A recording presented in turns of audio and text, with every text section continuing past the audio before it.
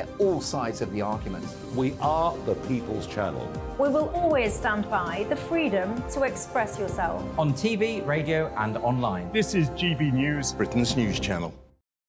Every Saturday, 10 till 12, we'll bring you all of the news that you need to know. We'll also remind you that there is so much to smile about. It's my favourite time of the week. I get to relax, enjoy some light-hearted stories, and let Ellie teach me about fashion too. That's Saturday Morning Live, every Saturday, 10 till 12. Only on GB News, Britain's news channel. I'm Stephen Dixon, and thanks for joining us on GB News, Britain's news channel.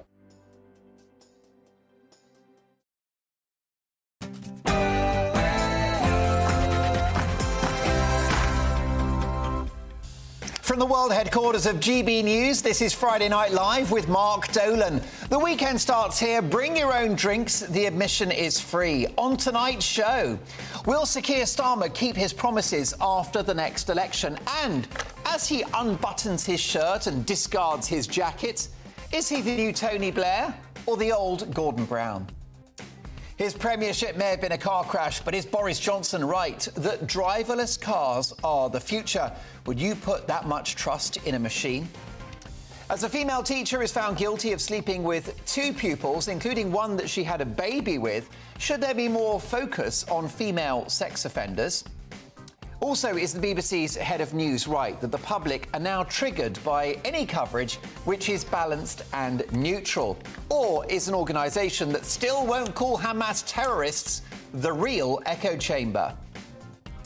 And as the red mist descends over a new portrait of King Charles, is this latest artwork an insult to the nation? And what about this brain teaser for a Friday night?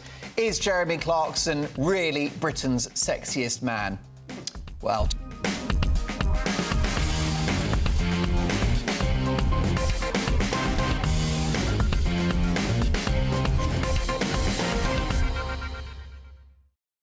To fall out over those topics and many more, Friday A-Team, including a radio legend who proved to be far too good for the BBC, Liz Kershaw. Mike Hollingsworth, the man who pretty much invented breakfast TV in the UK, which means that Piers Morgan is his fault. Oh. And last but not least, a top criminal barrister who will represent anyone if the price is right. Yes, it's Jerry, I'll get you off, don't worry, Hayes. Even you, Mr. Dolan. My Friday Feeling monologue is coming, and lots of brickbats from Jerry Hayes and my Friday friends. But first, the news headlines and Sam Francis.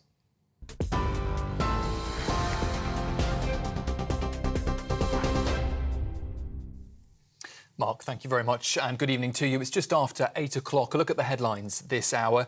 And first to Israel, where the bodies of 3 people who were kidnapped by Hamas from a music festival on October the 7th have been found by the military in Gaza. The Israeli Defence Forces have confirmed tonight that the bodies of those 3 hostages were discovered overnight last night, but didn't give any details of where they were found. Israel's Prime Minister says their deaths are heartbreaking.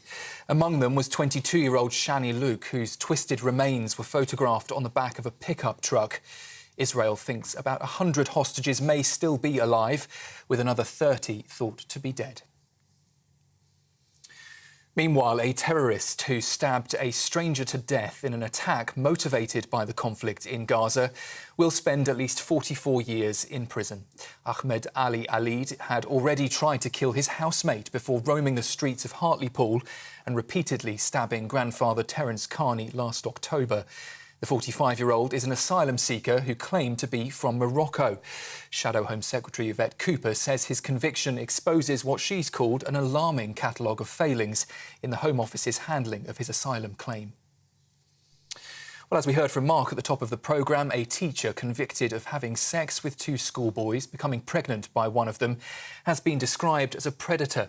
Rebecca Jones was found guilty of 6 counts of engaging in sexual activity with a child. She denied having sex with one schoolboy and claimed a relationship with a second teenager began only once he had left school and after she had been sacked. During her 2-week trial, the high school teacher told the court that she craved attention and was flattered by the teenager's attention. The 30-year-old will be sentenced in July. Well, there's still no word tonight on how long residents in South Devon will have to boil their water. That's after an outbreak of disease there. There are now 46 confirmed cases of cryptosporidium, according to health officials. It means cases of the diarrhoea-inducing illness have more than doubled in less than 24 hours. 16,000 homes and businesses have been told that a parasite got into the water supplies after possible contamination from cow manure. And finally, before we head back to Mark, some royal news. The King, the Queen and Prince William will attend ceremonies in France next month to mark the 80th anniversary of the D-Day landings. His Majesty and Queen Camilla will join commemorative events at the British Normandy Memorial, while the Prince of Wales will attend a separate Canadian ceremony. Buckingham Palace, though, say the Princess of Wales is not expected to travel with them to France. For the latest stories, you can sign up to GB News Alerts by scanning the QR code on your screen or go to gbnews.com/alerts.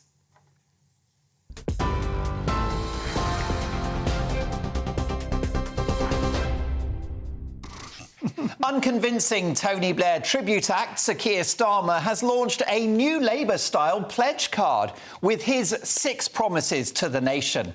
Of course, a promise from our esteemed leader of the opposition is about as valuable as a Taiwanese Rolex that you bought in a market in Taipei after an afternoon drinking rice wine, which didn't seem that strong when you originally tasted it. It's good that Starmer has done this new pledge card, because when he launched his 5 missions a year ago, he completely forgot to mention immigration. That's right, he completely forgot to mention it. He's got so much on his mind, and I'm sure it was an oversight. So let's have a look at Starmer's plans. Number 1, sticking to tough spending rules. Well, that is until his mates in the trade unions, some of whom fund his party, lean on him into agreeing inflation-busting, unaffordable pay rises. And the entirety of the public sector, Labour's natural electoral constituency, will be expecting a cash bonanza. In fact, Labour will have to spend so much money they'll make famous shopaholic Elton John look like a penny pincher. Stick to strict spending rules. Starmer can't stick to anything. He's like a giant Pritt stick that lost its lid years ago. Commentators this week estimate that he's changed his mind over 70 times, including seeking to reverse Brexit with a people's vote, campaigning not once but twice for Jeremy Corbyn to be Prime Minister, and earlier this month, finally deciding that biological sex matters. Praise the Lord! Only women have a cervix again. It's like the good old days. They've got wombs and breasts and everything. So saying that Labour will stick to their spending plans is like saying that Freddie Mercury will stick to a heterosexual lifestyle. Some fear that Labour's spending plans will ultimately cost every working family an extra £2,000. If true, that's a lot of money. £2,000 will buy you a 10-year-old Nissan Micra, very reliable. Gotta love some Japanese engineering. Heated seats, leather trim, AM/FM radio, yes please. £2,000 would buy you a luxury cruise in the Mediterranean so you can sail away from high-tax Britain under a Labour government. And £2,000 would buy you a dream 2-week holiday to Disney World in Florida. And if I'm honest, Mickey Mouse would be a far superior Prime Minister. At least he knows what a woman is. Ask Minnie. Labour are going to set up a great British energy company because, of course, Britain has such a winning history of state-run enterprises. Think British Leyland, except this time they're making windmills rather than crap cars that don't work. Labour is going to cut the NHS waiting list, funded by tackling tax avoidance. Yeah, because HMRC don't do that already. Ask poor old Gary Barlow. And closing non-dom loopholes. Yes, what a great idea. Scare off rich people and get them to spend and invest their money abroad. Yes, we'll all be poorer and living in tents, but we'll feel much better about ourselves knowing that high achievers are somewhere else and not Britain. By the way, the dreadful Tories have a similar policy, I should add. Labour are going to launch a border security command, which sounds like something out of Star Trek. And to be fair, Sir Keir Starmer and Mr Spock do have a similar level of charisma. Now, this plan is just a souped-up version of what is already happening at the moment, with more quangos, a likely amnesty of thousands of illegal migrants, a deal with the EU but to potentially take more asylum seekers, and the axing of the Rwanda plan, even if it works. So those people smugglers must be quaking in their boots. Labour are going to provide more neighbourhood police officers to reduce antisocial behaviour. Presumably, they've taken inspiration from the success of London Mayor Sadiq Khan and the haven of peace and tranquility that is London. And last but not least, Labour will recruit an extra 6,500 teachers, paid for by ending the tax breaks on private schools, except that Labour's proposed VAT raid on private schools has reportedly already cost the taxpayer £22 million, with 3,000 fewer pupils starting at private schools this year and flocking to already overstretched state schools at a cost of almost £8,000 per pupil.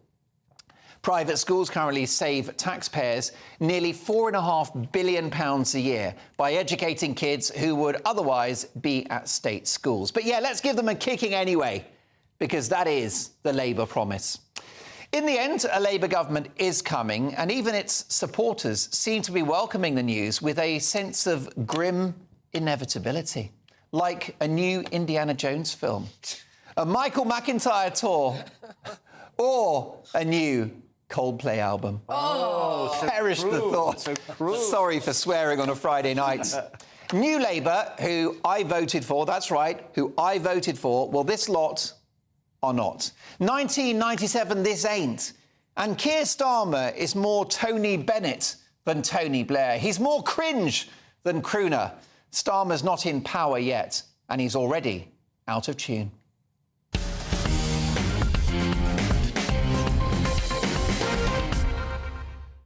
Reacting furiously to that farrago of nonsense are criminal barrister and former Conservative MP Jerry Hayes, Britain's longest-serving female radio DJ Liz Kershaw, and former top TV executive Mike Hollingsworth. Let me start with you. Lovely to see you again, Jerry Hayes.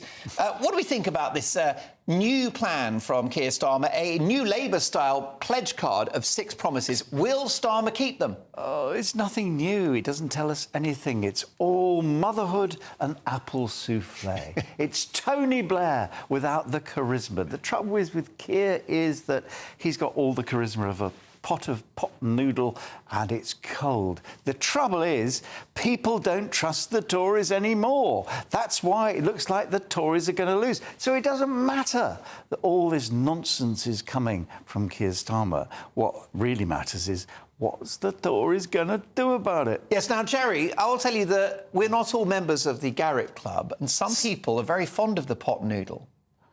I've never had one. Oh, it's absolutely delicious. I've never had pot noodle in my Perfect life. sustenance. Am I deprived? Oh, you're missing out big time. I thought you were a no-carbs man. Yeah, well, I'm a total hypocrite. I think we've established that by now.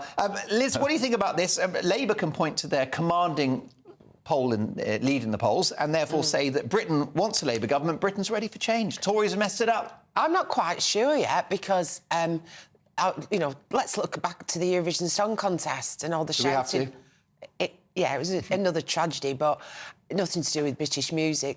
Let's leave what happened in Malmo, etc. But all the shouting about Gaza and the protests and the objections to there being an Israeli contestant, what does the silent majority do? They pick up the mobiles and they vote for Israel. It's true. Quietly supporting it from the comfort of their own couches. I think, and I keep saying this, there's been a few things this week which have been real common sense stuff. No more solar panels on fertile agricultural land. No more sex education for kids under 9. There was another one I can't remember, and I was like cheering. I think common sense on net zero under Sunak.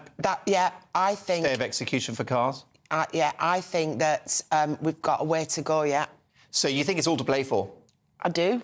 Mike Hollingsworth, the bottom line is that the Tories have ruined the country. They've had 14 years. They've failed. It's time for change. Well, it is, but I think, as you would expect me to do as a television person, I look at the presentational aspect of things. And I actually think, I saw PMQs on Wednesday, I actually think Sunak is gathering pace. He was much stronger than Starmer. And to me, Starmer, when he was doing his 6 points presentation, didn't seem to me to be giving anything by way of presentation at all. I mean, his face is permanently set and he's got this problem. He looks like he's permanently apologising for something. And when you saw the presentation that he gave, all of the MPs were behind him and not one of them looked interested in what he was saying. You know, whether he was taking his jacket off and making some sort of aggressive move. And the whole thing, of course, was designed, wasn't it, to be a launch pad for an election, and therefore they had to do it. But none of them looked interested, and Starmer himself didn't look interested at all. He was presenting 6 points that really looked just like Sunak's ideas. There was very little, you've already said it, that, you know, he didn't mention quite a few other things. Yes, I mean, of course, the question is momentum. And the bottom line, Jerry, is that Labour do have momentum. They perform very well in the local and mayoral elections. They're odds-on to win an impressive majority at the next election.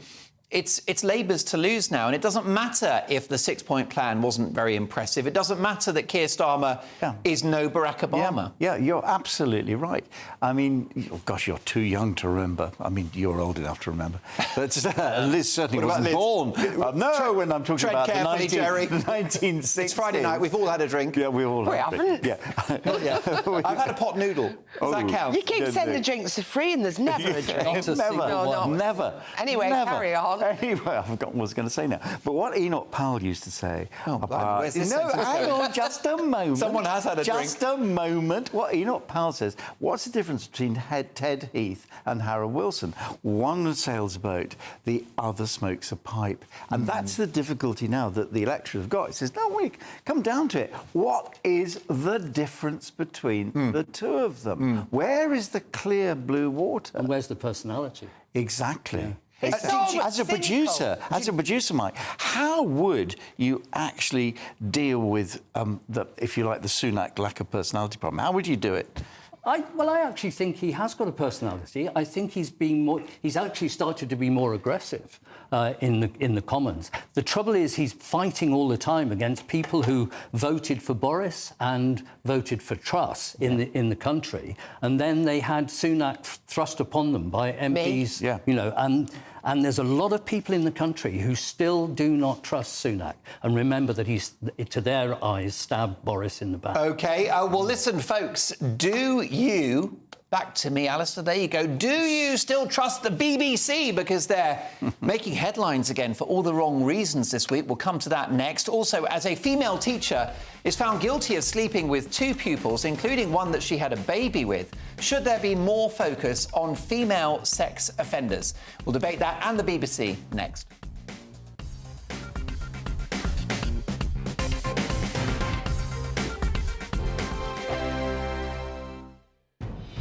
Good afternoon, Britain. Weekdays from midday. So there are migrants who come here and they make a big contribution and they pay a lot of tax.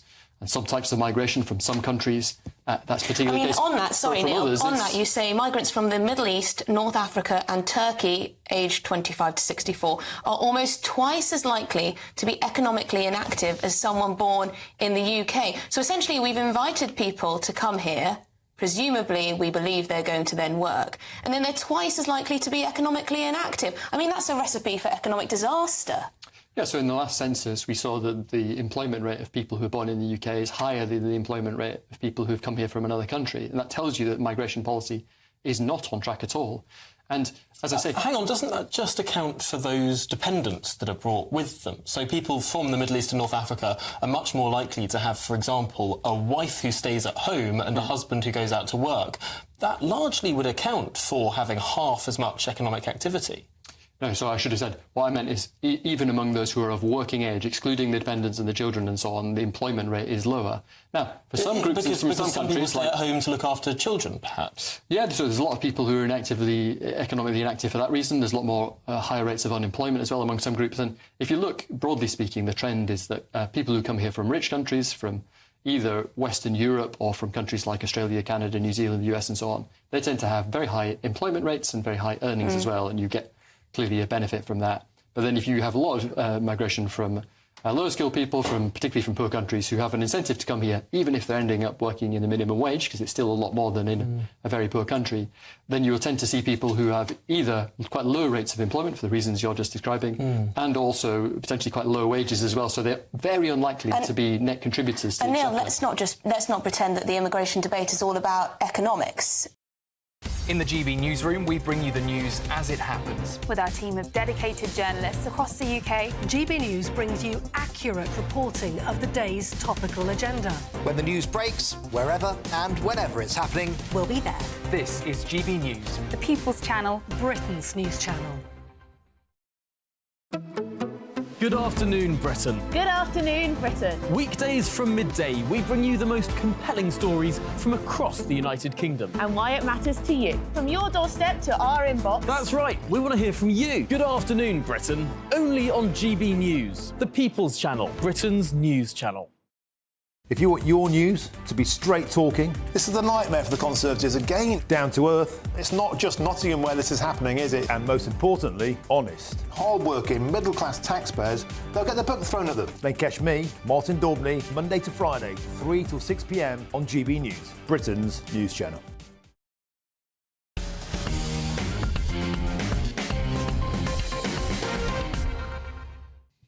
As a female teacher is found guilty of sleeping with 2 pupils, including one that she had a baby with, should there be more focus on female sex offenders? Liz Kershaw. First of all, I just don't get it. What sort of mature woman would be attracted to a young boy? Young boys aren't even fully grown, height-wise. You don't finish growing in height until you're 21. So who wants to mess about with a young kid? It's just... and she said she was flattered and she was tempted, this latest one. Well, honestly, if you can't keep your knickers on in the job, at school, with children... We used to have a different problem when I was at school, and it was sort of a badge of honour to be sleeping with a teacher. Oh, dear. Yes. Oh, right. And this would be a male teacher, would it? Yeah. OK. Girls with men. I didn't do it. And what are we talking? We're talking about head of physics here or a PE teacher? Well... who was the hottie of choice? There was the RE teacher, called me Dave, you know. OK. Religious education. Looked a bit like Jason King. Yeah. And then, did he show you the lights? I didn't partake because my dad was the headmaster. Oh, blimey. So, but the caretaker was in the local paper. My dad came home and slapped it down and said, look at this. And the caretaker said, there's so much sex going on in this building. When I go to the music block, I have to rattle my bucket. Oh, my goodness gracious. Gosh, there's a lot of counselling that is needed there. Sounds like a euphemism in its own right. Jerry, this is an... I'm not condoning it, by the way. Most definitely. No. Better late than never. Thank you, Liz. Jerry Hayes, this is an egregious crime. Are we less focused on women like Vanessa George, who's, of course, the paedophile, Lucy Letby, Myra Hindley, Rose West? No. Oh, gosh, they're totally different. I mean, one is sex with 15-year-old boys, which is not a good idea. The other one were murderers. Whoa, don't say them in the same sentence. You might get sued. Oh, well, of course. I mean, she hasn't murdered anybody, but it's a serious crime. But do we? I mean, you're a criminal barrister. Yeah. Do we judge female criminals differently in society? No, we don't. It's all sort of Daily Mail Do women stuff. get away with these things because you wouldn't imagine that a woman would do that? So female teachers are more trusted. Whoa! Now then you're moving over to something else. You're moving over to the West stuff. Trusted. Well, Myra Hindley was trusted. Yes, that's right. That's a different thing altogether. I think it's best to park this woman who's been convicted of having sex with 15-year-old boys and take it well away from what the Wests were doing. Well, OK, I'm glad that you've made that that distinction. But what do you think about the principle that females are trusted in the workplace, trusted in education, but some of these people do commit crimes? Vanessa George was a paedophile in a nursery, and of course we know about this latest case, Mike. Yeah, I think Jerry's right. There's a difference here. This was a woman with boys who were quite active sexually, I presume. They were interested in what is a very attractive woman, and they may have made her life quite difficult. And she found herself attracted to them at the same time. But she broke the law, and she broke her duty of care, of course. Yes. We had teachers at my school that broke their duty of care, but they were all male, and I was in an all-boys school. But, yeah. Did those people face justice, by the way? They did.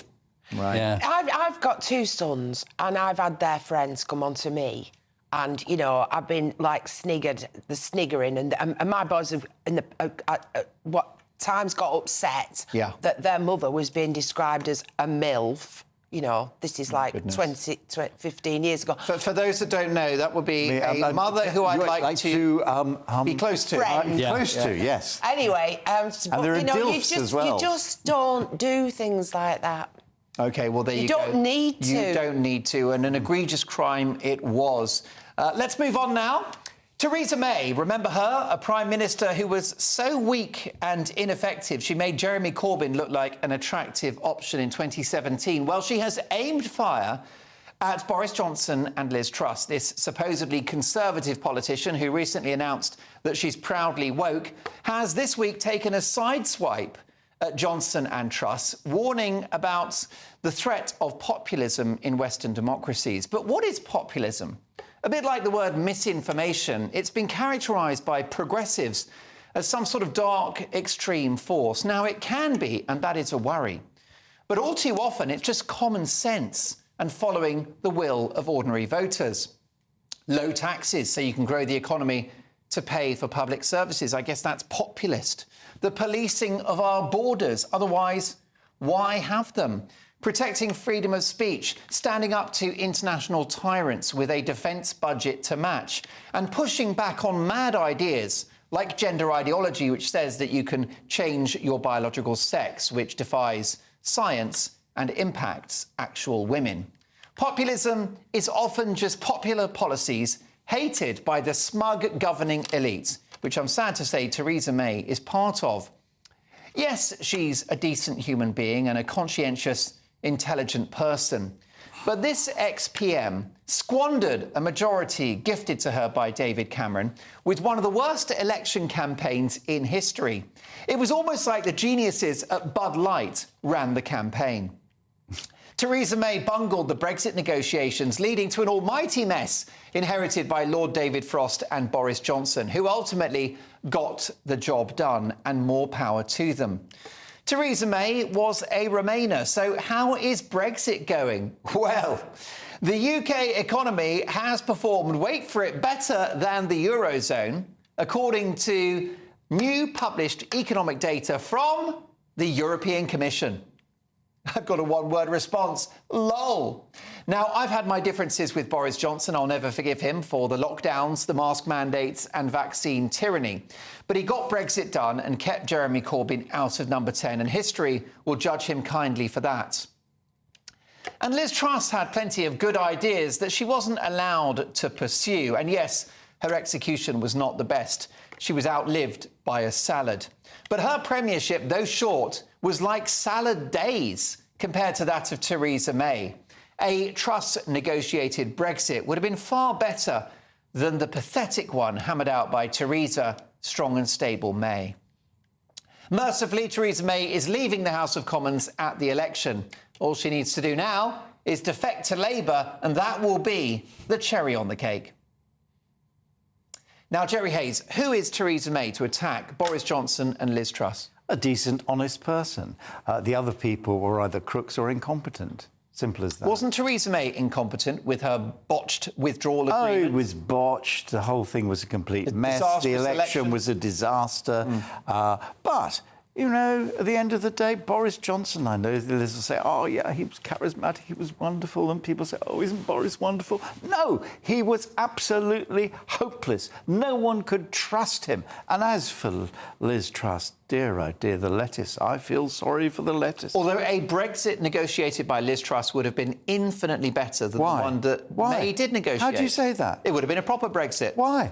Well, Theresa May flirted with the customs union. Yeah, but how can you say that a Liz Truss Brexit would have been far better than anyone else's? No, she wrecked the economy and still doesn't understand it. I'm reviewing her book at the moment, and I tell you, I'm in therapy. Well, listen, will you hand me that book when you're done with it? Because I'm having trouble sleeping at the moment. Isn't there a touch of Ted Heath about Liz? That's a very good shout. But Ted Heath was obsessed with Margaret Thatcher, wasn't he, for her during her premiership? Yeah, and isn't she obsessed with the people who came after her and before her? And point. You know, and you get the feeling that there's a great disappointment in her, that she's now seen things that she should have done that she didn't do, and that they had a go at.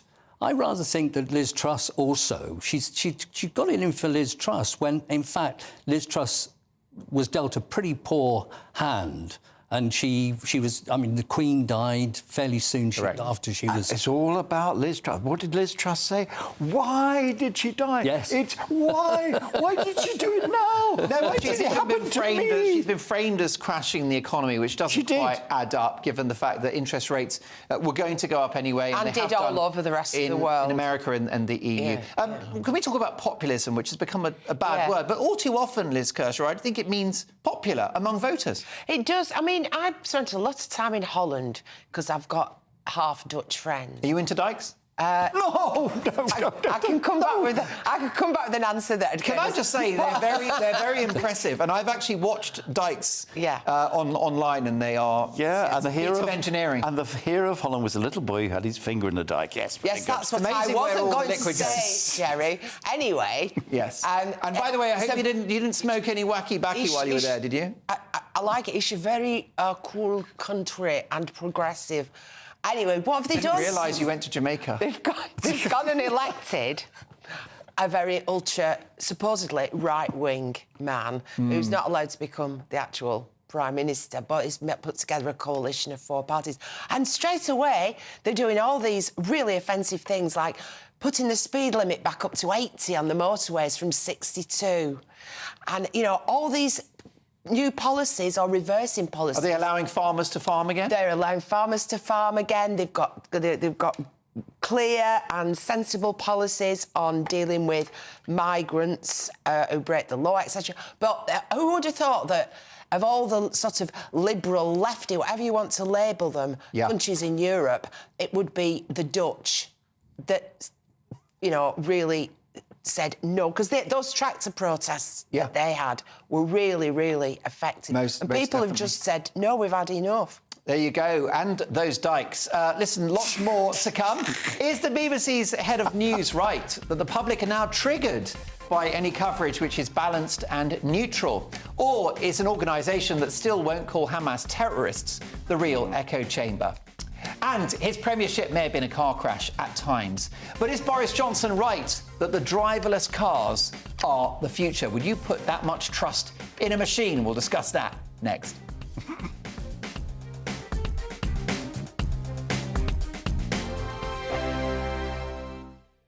Hello and welcome to the latest forecast from the Met Office for GB News. Plenty of warm, sunny spells this weekend, but it won't be sunny or indeed dry everywhere. There'll be some cloud development, there'll be some showers here and there. We're in between high pressure and low pressure at the moment. Weather fronts are tending to stay away, but there is a feature that's been bringing some heavy rain to Germany over the last couple of days, and that's just going to swing some cloud and outbreaks of rain into the far southeast and East Anglia overnight.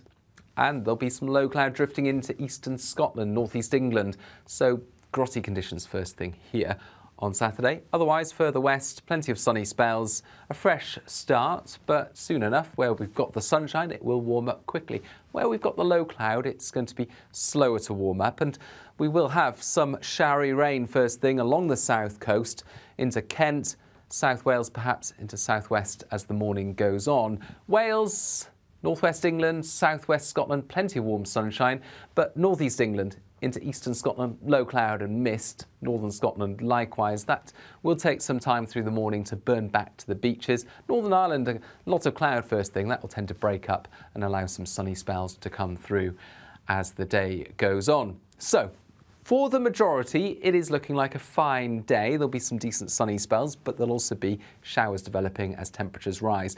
The odd shower for Wales, central and northern England, central Scotland as well, particularly over the Highlands. But the most frequent showers are likely towards the southwest. Devon, Cornwall, Dorset, Somerset could see some heavy downpours continuing into the evening, dying away overnight. So a dry start to the day on Sunday. A lot of cloud first thing, particularly in the north and the east. But quickly, there are some very pleasant, warm, sunny spells developing through the morning and into the afternoon. Again, there'll be showers, but they're most likely to be focused towards the southwest. Similar conditions on Monday. Are the newspapers getting you down? My wife didn't divorce me that month. Struggling to separate the wheat from the chaff? I know that it's a bit of a circus at the best of times. Well, don't worry, Headliners has got you covered. We'll take the burden of reading the day's news, and if we get depressed, who cares? It's an occupational hazard, frankly. That's Headliners on GB News from 11 p.m. till midnight, and the following morning, 5 till 6 a.m. on GB News, the comedy channel. Nah, just kidding. Britain's news channel. I'm Christopher Hope. And I'm Gloria Di Piero, bringing you PMQ's live here on GB News. Whenever Parliament is in session on a Wednesday at midday, we'll bring you live coverage of Prime Minister's questions. We'll be asking our viewers and listeners to submit the questions that they would like to put to the Prime Minister, and we'll put that to our panel of top politicians in our Westminster studio. That's PMQ's live here on GB News, Britain's election channel.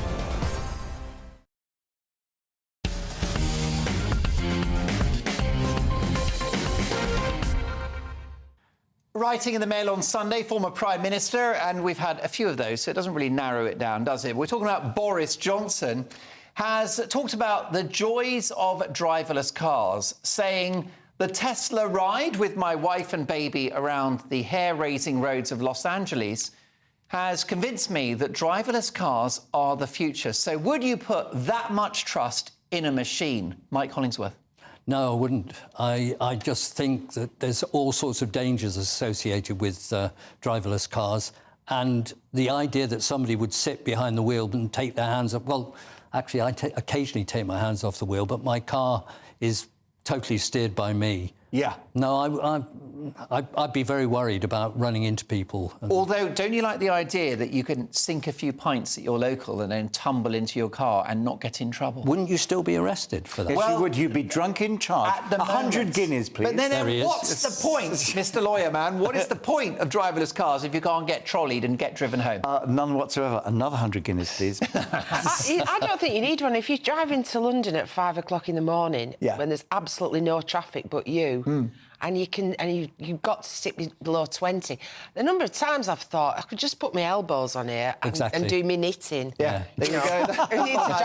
I know it's too much technology. I've got a new car, and if you don't indicate, then you try and cross the dots on the road. You know, it makes the car swerve like that. In case you've fallen asleep, but it's not that. You've just want to cross. Yeah, I think the car swerving like that might be your trip to the Wetherspoons beforehand, but let's not be led on that. But Jez, we can. Yeah, Jez, we can. But doesn't, a driverless car sum up? It's the epitome of the Boris Johnson premiership, completely perfect out metaphor. of control. Wobbly, trolley, driverless car. Yes. I completely agree. I'm all for driverless cars.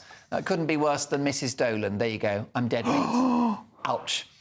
Our beloved national state broadcaster, which must never be criticised or held to account in spite of its unmatched television, radio and digital footprint and the small matter of an annual income of £5 billion, has had another bruising week with their highest-paid star, Gary Lineker, wading into the issue of the war in Gaza and defending British Jewish licence fee payers by referring to the October the 7th massacre as the Hamas thing. Meanwhile, the Foreign Secretary, David Cameron, has again criticised the corporation for not calling Hamas a terror outfit. It's hard to know how many more babies they would have to behead for the BBC to consider them bad people. Of course, the BBC bar for what is a terrible person is pretty low, given their handling of a few of their stars over the years. Now then, now then. Well, the BBC's Chief Executive of News and Current Affairs, Deborah Turness, told the Sir Harry Evans Investigative Journalism Summit in London that the public are spending too much time in an echo chamber of news where they only hear and read views that align with their own beliefs. She said that when a broadcaster puts out impartial news, the public are offended and consider it an attack on their values. An affront. An affront, I tell you. Well, here's what we've got to do as an experiment. The BBC, right, should put out a show which is impartial, we can but wait, and let's decide how triggered we actually are by it. Now, in part, I agree with Deborah Turness. Media, particularly social media, which is unregulated, has become very tribal, which is bad for public discourse, bad for democracy, and is creating an unhappier, more divided society in which we stop listening and stop learning. Which is why it would be great if the BBC could start making shows that were impartial. Why doesn't Deborah Turness take a leaf out of her own book and deliver coverage of Israel's response to October the 7th, which is impartial and balanced? At the moment, the former controller of BBC One and former director of television, Danny Cohen, has branded his former employer as institutionally anti-Semitic. And what about the alleged death toll in Gaza, which has been drastically reduced following a UN investigation? Where is BBC Verify when you need it? You'd have thought that given Deborah Turness's annual salary is £400,000, that she could leverage a bit of impartiality out of our national broadcaster. £400,000, folks. That's what I call an affront. Now, Jerry Hayes. Yes. Does the BBC have a problem with impartiality? The BBC has got lots of problems. And, you know, I think all three of us have worked for the BBC. And we know the sort of hoops we have to jump to be impartial. Sometimes it just doesn't work. I don't think there's an inherent I think there's an inherent anti-government bias in the BBC. And is that every government or this one? I think every government. I think every government. And that would be healthy, wouldn't it?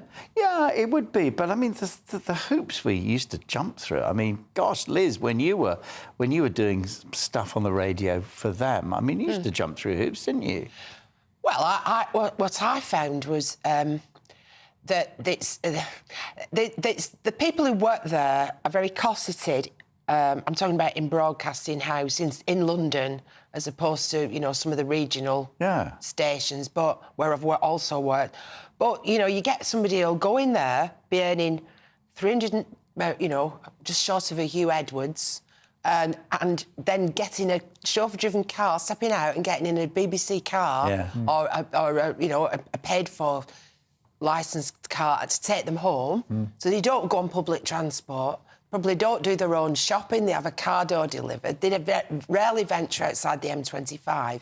And if you are a person that works there and goes out and shops and talks to people and goes up north to see your relatives and goes up north and sees how whole communities have changed culturally, demographically, you know, and sees the deprivation in seaside towns that you used to go to for your holidays. But you don't see that if you work in BBC News. And they're all got jobs for life and they're all highly paid. And I used to have to put a red line. I was presenting breakfast on my own and I used to get these scripts given to me and I'd go in the morning early enough to put a red line through them because there were certain group things that you had to all adhere to. One was, we all know that climate change is real and it's man-made. No, well, give me two people, one on either side, and we'll discuss it. No. And then the BBC actually declared that there was no question about the science, so you weren't even it wasn't necessary more to... And I think we saw a similar narrative during COVID. We had to have lockdowns, we had to have masks. Yeah, and the BBC's climate change coverage is just appalling, because it starts with that premise every time. The other one was all immigration. We all know that all immigration is a good thing. Straight through. So these were directives you were given whilst working for the BBC? These were scripts that I was supposed to read, and I just wouldn't do it. It is one of the problems that you face in the BBC because everything is required to be impartial, and nobody quite knows what impartiality is about. And if you get lots of phone calls from two different sides, you know, the Labour Party ring you up one moment and the Conservative Party ring you up the next, and they complain about things, you think you must be doing something right. I mean, that's the real problem of working in the BBC. You walk through the door and you think immediately you've been given your impartiality card. I don't quite take the point that Liz is making, because I think with climate change, there are fairly positive thoughts on climate change. The vast majority of scientists believe that the planet is heating up and it's related to carbon emissions. But if you're in the BBC, you're required to do 5 minutes on that 99% of scientists and their thoughts about climate change, and then you have to produce another 5 minutes opposing them. No, you don't. The thing is, Liz, briefly, that's what impartiality is regarded as. Yeah, but that's not the case. Isn't the BBC the most impartial of all of the broadcasters and all of the news outlets compared to anybody else, including us?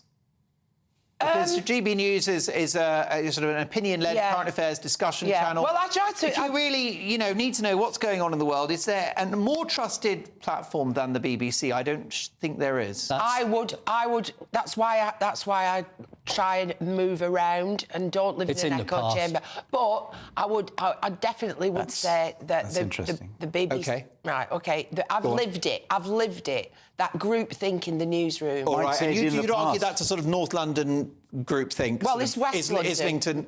Of course. Mike, you think the BBC was impartial and is not anymore? No, I don't think it was impartial, but I think it was more... The BBC was trusted far more than it is now. I do. I think now people are beginning to question it. They see GB News, they begin to see opinions that they perhaps hadn't been subjected to, and suddenly Can I suggest a reason, which I've given a lot of thought to over the years? It's when John Burt came in was it the early 90s? Yes. And said, right, a lot of programmes, especially on local radio, are going to be news-led. News is the thing. Entertainment's piffle, it's secondary. News presenters and journalists were encouraged to be celebrities. They're doing Strictly Come Dancing. No journalist should be doing Strictly Come Dancing. And they've all got above the station. OK. Well, listen, let's be clear that the BBC have millions of TV viewers and listeners every week. Any polling will tell you that the BBC is trusted and loved by the vast majority of taxpayers, so they're clearly getting something right. But I defend my right to debate this rather lavishly funded organisation. Continue to do that, I will. May I just do one thing quickly? Briefly. What really surprised me is I was saying to people, they love GB News and all the rest of it. I said, well, just get it on the, on 5-1. Is it 515? I can't remember. I'm terrible. I know, whatever it is. 236. 236. But I haven't got a licence. And I hadn't realised you cannot get GB News unless you have a BBC licence. There you go, outrageous. Or, of course, you can listen on the radio or watch us on YouTube or the GB News app. Coming up, as the red mist descends over a new portrait of King Charles, is this latest artwork an insult to the nation? Also, is Jeremy Clarkson really Britain's sexiest man, or is it Jerry Hayes? We'll debate that next. Oh, yes.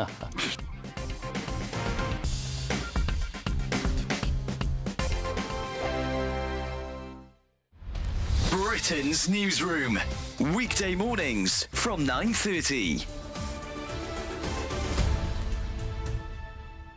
So, a private members club in London, the Garrick Club, has voted to allow women members for the first time in its history. So it's been around for 193 years. Women were not allowed as members, but they could go in as guests of male members. But there was a vote last night. 60% said time to allow women in on equal terms. We don't really care about being part of a stuffy boys' club, and to join us to talk about this is Georgia Gilhole. Good morning, Georgia.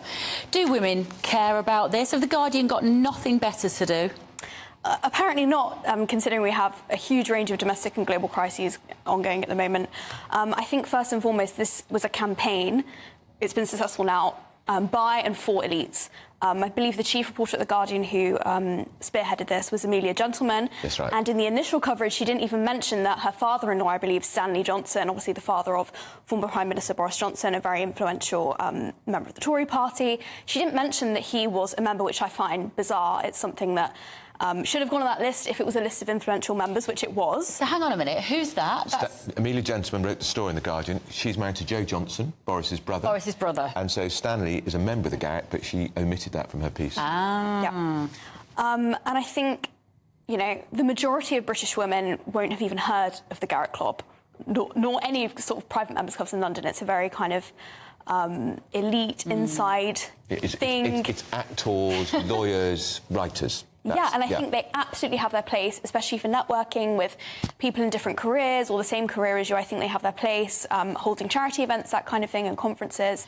We already have members' clubs mixed, and that stuff is still not happening. Just putting men and women together in this one space isn't going to help women in terms of cross-gender networking.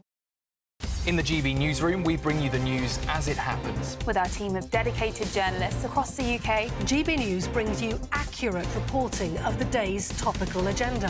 When the news breaks, wherever and whenever it's happening, we'll be there.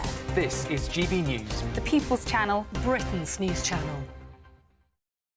If you want your news to be straight talking, This is a nightmare for the Conservatives again. down to earth, It's not just Nottingham where this is happening, is it? and most importantly, honest, Hard-working, middle-class taxpayers, they'll get the book thrown at them. then catch me, Martin Daubney, Monday to Friday, 3 till 6 p.m. on GB News, Britain's news channel.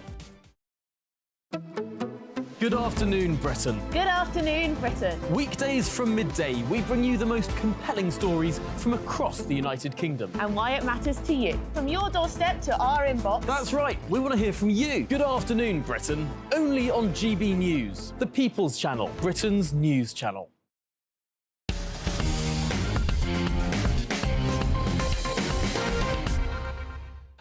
A controversial new portrait of King Charles has been unveiled, with his noble face nestled in a sea of red crimson. The item has divided opinion, with some suggesting it has mildly satanic undertones, whilst The Guardian, speaking of satanic, has given it a measly 2 stars. Well, I think it's a pretty impressive piece, but let's be honest, the artist doesn't always get it right. Here is the Friday Night Live Mark Dolan Gallery of Horrors. We have Australia's richest woman, Gina Reinhardt, who has reportedly demanded this week that her portrait be removed from an exhibition at the National Gallery of Australia. It's certainly not flattering, is it? More chins than the Beijing telephone director. Outrageous. Rolf Harris's portrait of Queen Elizabeth II to mark her 80th birthday. Whatever happened to Rolf Harris?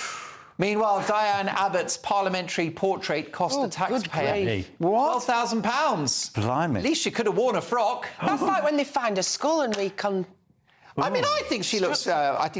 Pretty nice in that image, but I don't like the price, £12,000. Former President George W. Bush had to have a go here at this portrait of Silvio Berlusconi. Stick to politics, George. A suspiciously smooth David Cameron with a bit of help from Photoshop or Botox. Yeah. And here's another King Charles II. Check out the Bruce Forsyth chin. Yeah. That's what happens when you marry your sister, folks. And this is producer Maria's interpretation of Tony Blair when she was in the Sixth Form. That's really good. Prodigious talent Maria is, we know that. I'll be honest, she's got the ears right and the grin. This is a slightly dislocated Prince Philip. The artist had clearly been to the Wetherspoons before having a go at this one. But sometimes the artists get it absolutely right. This from a GB News viewer. Uncanny. Oh, yes. That's rather nice. Exactly. If only I actually looked like that. Oh, you do. Listen, news just in, folks. I'm not allowed to say breaking news. I'm going to say breaking news anyway. Jeremy Clarkson is Britain's sexiest man. Are you having that? I think is absolutely appealing. Is the man I'd like to go to the pub with, for a meal with, on a driving holiday with. He's funny, he's intelligent, self-deprecating, sharp. But would I want to wake up and look at him across the pillow? No. Would you like to look at his bank balance? No. Mike Hollingsworth, I think that women secretly love the beer belly. Well, I think, when I was at the Beeb, I certainly... Nervous laughter from Jerry. I mean, I was surprised by the amount of correspondence that used to come in the direction of Alan Titchmarsh, who was also reckoned to be... Yes. Well, he's best when he's on his knees, isn't he, Titchmarsh? What? So I've heard. You are being very rude tonight. No, I mean, he's a horticulturalist. He's got green fingers, hasn't he? Dear me. But, no, I think Clarkson See a doctor about that. Clarkson is the sort of guy. He's the sort of guy that people. That's what Top Gear was all about, wasn't it? Yeah. It was all about boys misbehaving, masculinity, that sort of thing. It wasn't about cars. Well, let me tell you who I think is Britain's sexiest man, and it is Patrick Christie's. Oh. Who, let me tell you, is going to form Nigel Farage. He's going to form a TV crime-fighting duo with It's Suella true about Braverman. Patrick Christie, because I'll tell you who told me he was the most sexy Jerry's man. talking. David Blunkett. There you go. Patrick Christie's and Braverman. I'd watch that. Christie's and Braverman sounds like a law firm. Yes, doesn't it already? Look, great show. Thoroughly enjoyed it. I'll just whiz you through very quickly what I've got coming up. We're going to be talking about that Palestinian lady who decided to praise Hamas. Shock horror, her visa's been cancelled. Avram Grant, the former Chelsea manager, the former Israel manager, talking about Israel potentially being booted out of FIFA. More from Suella Braverman, and we're going to the Netherlands because it's all kicking off over there as well with the EU. Happy days. Patrick's live at 9. Thanks to my amazing Friday A-team. I'll see you tomorrow at 9. That warm feeling inside from Boxed Boilers, sponsors of weather on GB News. Hello and welcome to the latest forecast from the Met Office for GB News. Plenty of warm, sunny spells this weekend, but it won't be sunny or indeed dry everywhere. There'll be some cloud development, there'll be some showers here and there. We're in between high pressure and low pressure at the moment. Weather fronts are tending to stay away, but there is a feature that's been bringing some heavy rain to Germany over the last couple of days, and that's just going to swing some cloud and outbreaks of rain into the far southeast and East Anglia overnight.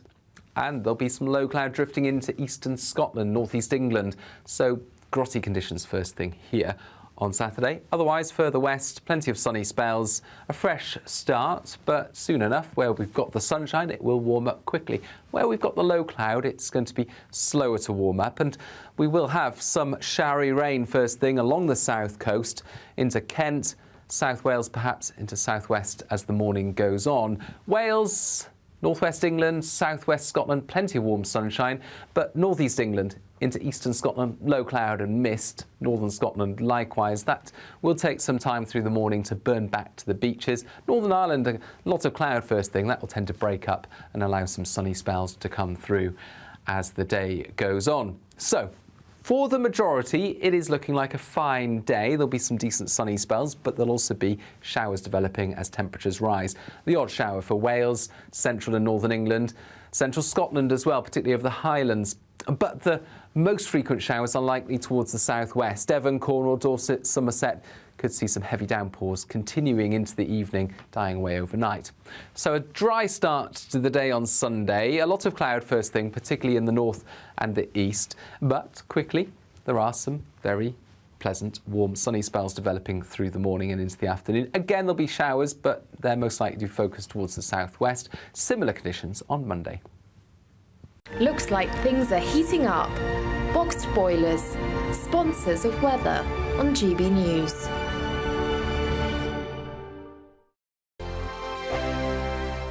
You really could be our next big winner with an incredible £20,000 in tax-free cash to play with this summer. What would you spend that on? Well, whilst you're thinking about it, listen to some of our previous winners getting that winning phone call from us. I'm Charles. I'm on £18,000 cash. It was just amazing, and as soon as it goes into your bank account, it just changed. It's a life-changing thing. Just go for it. It's an absolute must. You must try and go for it. The next winning call could be answered by you. For another chance to win £20,000 in tax-free cash, text PRIZE to 63232. Text costs £2 plus one standard network rate message. Or post your name and number to GB05 PO Box 8690 Derby DE1 9TT. UK only. Entrance must be 18 or over. Lines close at 5 p.m. on the 31st of May. Full terms and privacy notice at gbnews.com/win. Please check the closing time if listening or watching on demand. Good luck. 2024, a battleground year. The year the nation decides. As the parties gear up their campaigns for the next general election. Who will be left standing when the British people make one of the biggest decisions of their lives? Who will rise? And who will fall? Let's find out together. For every moment, the highs, the lows, the twists and turns. We'll be with you for every step of this journey. In 2024, GB News is Britain's election channel. Are the newspapers getting you down? My wife didn't divorce me that month. Struggling to separate the wheat from the chaff?